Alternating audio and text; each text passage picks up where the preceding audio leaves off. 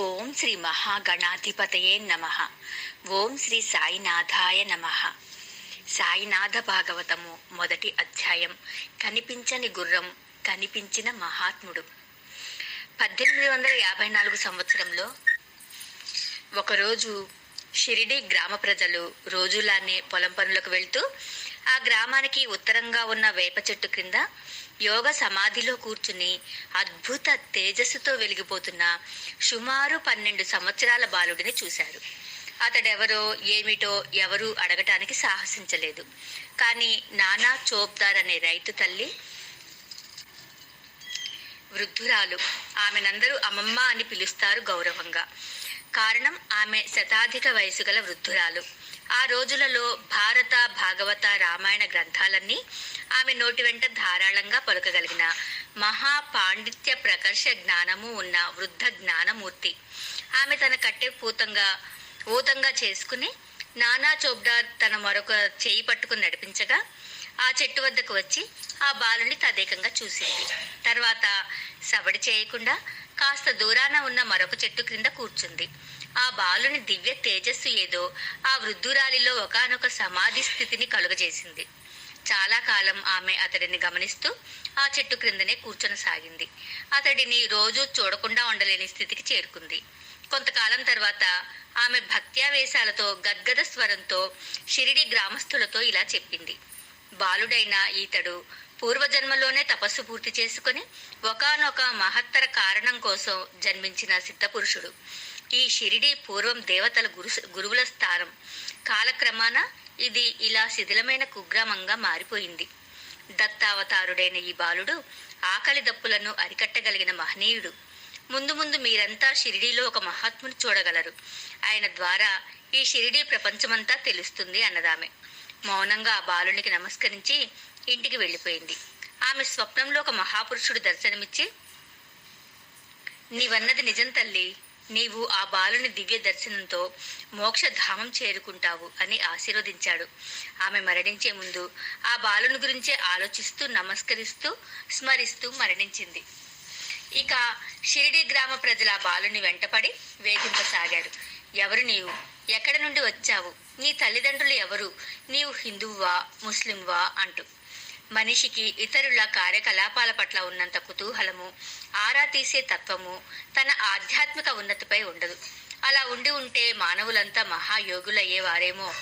కామ క్రోధాది అరిషడ్వర్గాలకు లోనై శరీరము, మనసు, వాక్కు, ఆలోచన శక్తి ఉన్న మానవుడు తానెవరో మరచి ఎదుటి వారిని గురించి ఎక్కువ సమయం ఆలోచించటం వల్లనే అతనికి బాధలు మొదలవుతున్నాయేమో. ఆ బాలుడు సమాధానం చెప్పేవాడు కాదు. మరీ జనం విసిగిస్తే రాత్రి వేళ అయినా సరే ఒక్కడు అడవిలోనికి వెళ్ళిపోయేవాడు. చలి, ఎండ, వర్షం, గాలి ఏవి అతడిని బాధించేవి కావు. శీతోష్ణ స్థితులకు అతీతుడతడు. అవధూత తత్వం అది.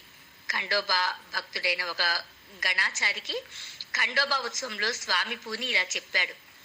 ఎందుకు ఆ మహనీయుడైన బాలుని విసిగిస్తారు? అతడు దైవాంశ సంభూతుడు, పరిపూర్ణ దత్తావతారుడు. ఆ వేప చెట్టు క్రింద అతని గురుస్థానం ఉన్నది. 12 సంవత్సరాలు తపస్సు పూర్తి చేసుకుని ఆ బాలుడు ఇప్పుడు షిరిడీలో ప్రకటమయ్యాడు అని. ఆ తర్వాత ఆ బాలుడు ఎక్కడికో వెళ్ళిపోయాడు. ఆ గణాచారి చెప్పిన మాటలు ఎక్కువగా నమ్మలేదు ఆ గ్రామ ప్రజలు. ఒకరోజు ఆ ఊరి పిల్లలు ఆడుకుంటూ బావి త్రవ్వే ఆట ఆడుతూ చిన్న గొయ్యి త్రవ్వారు. టంగుమంటూ వారి చిన్న చేతులలోని చువ్వకు తగిలిందేదో. అటుగా వెళ్తున్న గ్రామస్తులను కొందరిని పిలిచి భయపడుతూ చెప్పారు ఆ విషయం. గ్రామస్తులంతా వచ్చారు. అక్కడ గుణపాలతో జాగ్రత్తగా త్రవ్వారు. ఆశ్చర్యం! నలుచదరపు ఆకారంలో ఒక ఇనప తలుపు కనిపించింది. అది తొలగించగా క్రింద గుహలా కనిపించి మెట్లు ఉన్నాయి. ఒక్కొక్కరే దిగారు. క్రింద విశాలమైన గుహ ఉన్నది. 4 మూలలలో దగ్గరగా 4 ప్రమిదలలో దేదీప్యమానంగా దీపాలు వెలుగుతున్నాయి. ఇది నా గురుస్థానం. దీనిని మరలా మూసివేయండి, లేకపోతే మీకు కీడు కలుగుతుంది. ఈ నా గురుస్థానం యొక్క 2వ చివర పాడుపడిన మసీదులో ఉన్నది. అది మీరు తెలుసుకోవడానికి ప్రయత్నించకండి అంటూ ఒకానొక ప్రతిధ్వని వినిపించింది. ఆ బాలుని గొంతుకలా ధ్వనించింది. అందరూ పైకి వచ్చారు. యథాప్రకారం ఆ ఇనుప తలుపు అమర్చి మరలా మన్ను కప్పివేశారు. అంతేకాదు మరలా ఎవరైనా ఇలా చేస్తారేమో అనే భయంతో ముందు జాగ్రత్త చర్యగా ఆ వేప చెట్టు చుట్టూరా విశాలమైన అరుగు కట్టించి వేశారు.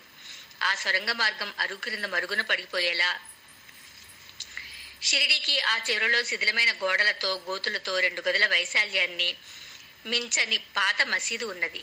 కానీ ఆ సొరంగ మార్గపు చివర కోసం ఎవరూ ఉత్సాహం చూపలేదు. పెద్దలు వారించారు గట్టిగా.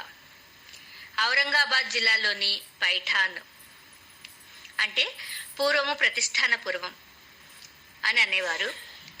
ఆ ప్రాంతం ఎంతో దివ్య శక్తి సమన్వితమైనది. కారణం జ్ఞానేశ్వరి మహారాజ్, జనార్దన స్వామి, ఏకనాథుడు, సమర్థ రామదాస్ వంటి మహనీయుల సంచారంతో ఆ ప్రాంతమంతా వారి పవిత్ర పాదధూళితో పునీతమైపోయింది. మహనీయులు, సాధువులు నడిచే తీర్థాలు, సంచరించే క్షేత్రాలు, అర్చామూర్తులు, దైవాలైతే వాక్కు ద్వారా అర్చించే ఎందరో మహాత్ముల పాదధూళితో పవిత్రమైన ప్రాచీన ప్రతిష్టానపురం పరమ పవిత్రమైనది. గోదావరికి ఉపనది అయిన ఏలగంగ అచ్చటికి దగ్గరగా ఉన్న ధూప్ఖేడా అనే గ్రామాన్ని చుట్టూ తిరిగి ప్రదక్షిణ చేసినట్లుగా ముందుకు సాగుతుంది. దానికి అవతలి ఒడ్డున ఒక మైదానము, మహావృక్షాలతో నిండిన అడవిలా కనిపించే ఒక తోపు ఉన్నాయి. ధూప్ఖేడా గ్రామంలో నివసిస్తున్న చాంద్ పాటిల్ అనే ముస్లిం మధ్య వయస్కుడు. అతడు ఆ గ్రామ పటేల్ కూడాను. అతడెంతో శ్రీమంతుడు. అతడి గుర్రం పేరు బిజ్లీ. ఎక్కడికి వెళ్లాలన్నా బిజ్లీపై స్వారీ చేస్తూ వెళ్లేవాడు. 7-8 మేలు జాతి గుర్రాలున్నాయి. పెద్ద ఇల్లు, నౌకర్లు, చాకళ్లు ఉన్నారు. టర్కీ దేశస్థులు ప్రత్యేకంగా తెచ్చి అమ్ముతున్న గుర్రాన్ని కొన్నాడు చాంద్ పాటిల్. తెల్లగా ఎత్తుగా ఉండి రౌతు మనోభావాలు అతడు కళ్ళెం పట్టుకునే తీరులోనే గమనించి అతడి మనసెరిగి తన నడక సాగించే ఆ గుర్రానికి అతడు బిజిలీ అని ముద్దుగా పేరు పెట్టుకున్నాడు. నిజంగానే ఆ గుర్రం మెరుపు వేగంతో పరిగెత్తి గమ్యం చేర్చేది. ఏలగంగ నదీ ప్రవాహపు ఇరువైపు ఒడ్లను ఒక్క గెంతులో దూకేది. అందుకే చాంద్ పాటిల్కు ఆ గుర్రం అంటే ప్రాణం. ఒకరోజు ఔరంగాబాద్ వెళ్తూ గుర్రాన్ని సిద్ధం చేయనున్నాడు చాంద్ పాటిల్. గుర్రాలను ప్రత్యేకంగా మేపే అతడి గుర్రపుశాల నౌకరు ఆ సమయంలో తన చేతిలో చాలా ఎక్కువ గంజాయి నలిపి సంచిలో వేసుకున్నాడు. యజమాని త్వరగా గుర్రాన్ని సిద్ధం చేయమండంతో అతడు బిజిలీకి గబగబా ఉడికించిన ఉలువలు, గుగ్గిళ్లు తినిపించసాగాడు. ఆ తొందరలో నడుముకు తగిలించుకుని ఉన్న జానెడు పొడవున్న గంజాయి దాచుకునే తోలు సంచి బోర్లా తిరిగి మూత ముడి వీడి గుగ్గిళ్లలో గంజాయి అంతా పడిపోవడం అతడు గమనించలేదు.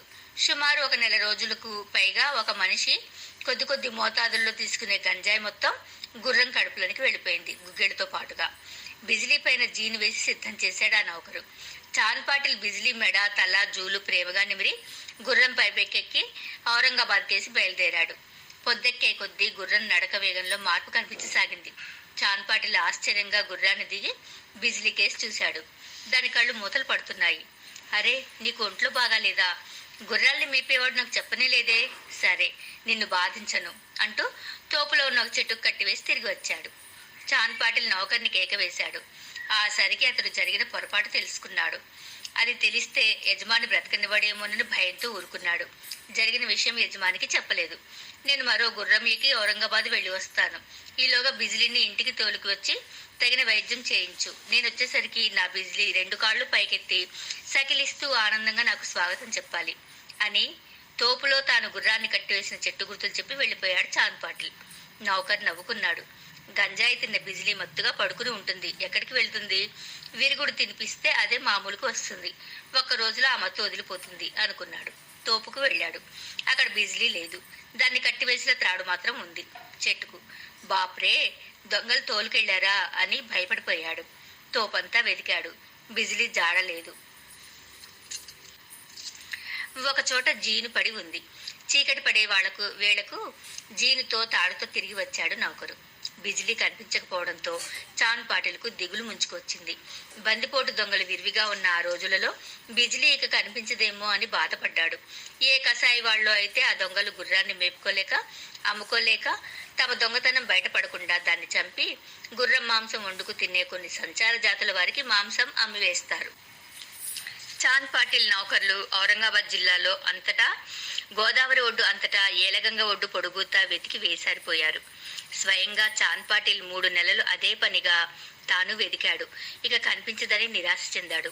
ఆ రోజు చాంద్ పాటిల్ మరలా ఔరంగాబాద్ నుండి తిరిగి వస్తున్నాడు. తోపులో ఒంటరిగా కూర్చున్నాడు. చేతిలో బిజిలీ పైన వేసే జీను ఉన్నది. ఆ జీనును ఇతర గుర్రాలపై వేయడం లేదు. సింధోస్ బింధోస్ అనే జంట గ్రామాల మధ్య గల ఏలగంగా ఒడ్డుకు చేరాడు. ఓం శ్రీ సాయినాథాయ నమః.